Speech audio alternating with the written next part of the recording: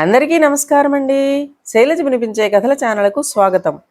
ఈరోజు మనం ప్రముఖ రచయిత చిత్రకారులు బ్రిమ్ గారు రచించిన చిల్డ్రన్ అండర్స్టాండింగ్ అనే పుస్తకం నుండి వినడం వివేకం అనే కథను విందాం. వినడం వివేకానికి దారి. వింటేనే మాట్లాడడం వస్తుంది. మంచి మాటలు వింటుంటేనే సంస్కారం అబ్బుతుంది. పుట్టుకతో కొంతమందికి చెవులు మూసుకుపోతాయి. వాళ్ళకి వినడం కుదరక మాటలు కూడా రాకుండా పోతాయి. అంటే మనం మూగతనం అనుకుంటాం, కానీ అది స్వతహాగా వచ్చినది కాదు. చెవుల సమస్య తెచ్చిన సైడ్ ఎఫెక్ట్, ఓ డిసీజ్. వాళ్ళని చిన్నప్పుడే గమనించి చెవులకు చికిత్స చేయిస్తే మూగవాళ్లుగా మారిపోయే ప్రమాదం తప్పుతుంది. అంటే మూగతనాలలో నివారించగలిగేవి కూడా ఉంటాయి. అంటే హియరింగ్ ఎయిడ్స్తో నయమయ్యే మూగతనం కూడా ఉంటుందన్నమాట. మూగవాళ్లలో సగం కేసులు ఇవే అవుతున్నాయన్నది వైద్యుల మాట. చెవులు సవ్యంగా పనిచేస్తూ వినని వాళ్ళు మూగ అవరు, కానీ మూర్ఖులు అవుతారు. వాళ్ళకి మంచి మాటలు రుచించవు. ఎన్నిసార్లు చెప్పినా బుర్రకెక్కించుకోరు. వద్దురా, ఆ పని చెయ్యొద్దు అంటే అదే చేయాలని అనుకునే వాళ్ళని ఏమనుకోవాలి? తిట్టడం సులువే, 3 అక్షరాల మాటే. కానీ మన వాళ్ళని మన మూర్ఖత్వం నుంచి కాపాడడానికి మన గురు పరంపర చెప్పిన మంచి మాటలను పదే పదే వినిపించాలి.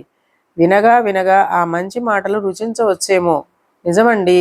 అర్థం లేని పిచ్చి సినిమా పాటని 4 సార్లు విని ట్యూన్తో సహా పాడేస్తున్న మన వాళ్ళకి పదే పదే వినిపించే వేమన శతకము, సుమతీ పద్యము వినగా వినగా వంట పట్టదా చెప్పండి? నేను చూసిన ఒక నిజాన్ని నా స్నేహితులందరికీ మళ్ళీ మళ్ళీ చెబుతుంటాను. ఏమిటో తెలుసా? మా రిక్షా అబ్బాయి తన మనమణ్ణి పద్యాలు బాగా పాడతాడని నాకు పరిచయం చేశాడు. ఆ 5 ఏళ్ల పిల్లగాడు భగవద్గీత శ్లోకాలు స్పష్టంగా పాడుతున్నాడు. వ్యాఖ్యానాలతో సహా అనర్గళంగా చెప్పేస్తున్నాడు. ఏమిటి సంస్కారం అని నేను విస్తుపోయా. మా రిక్షా ఆసామి చెప్పాడు, వాళ్ళ ఇంటి పక్కనే గుడి ఉందండి, అందులో రోజు ఘంటసాల గారి భగవద్గీత వేస్తారండి, అదిడు పట్టేసుకున్నాడు అన్నాడు. అదీ కథ.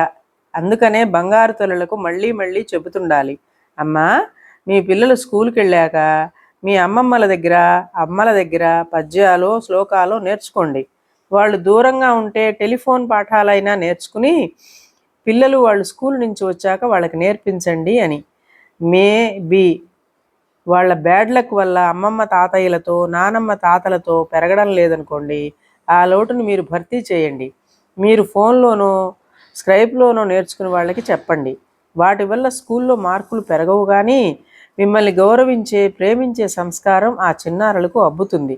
మంచి పౌరులుగా భారతమాత మురిసే భావితరం ఏర్పడుతుంది. పద్యాలు శ్లోకాల్లోనే మంచి మాటలు ఉంటాయా?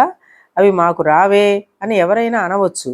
అయితే బాగా గుర్తుండటానికి నియమబద్ధం చేసి కొటేషన్లా సామెతల్లా రిథమిక్ ఫ్రేమ్లో పెట్టిన బాటే పాట లేదా పద్యం శ్లోకం అనుకోండి.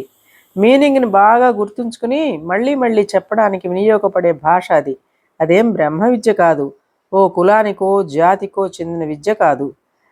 లయగతులతో సరళంగా పలికే వేదం ఆ విద్య. ఆ నీతి శతకాల్ని అందరం విందాం, అందరం నేర్చుకుందాం, మన తర్వాత తరానికి సరఫరా చేద్దాం. ఇదండి కథ. ఈ కథ మీకు నచ్చినట్లయితే లైక్ చేయండి, షేర్ చేయండి, కామెంట్ చేయండి, సబ్స్క్రైబ్ చేసుకొని నన్ను ఎంకరేజ్ చేయండి. నమస్కారం అండి.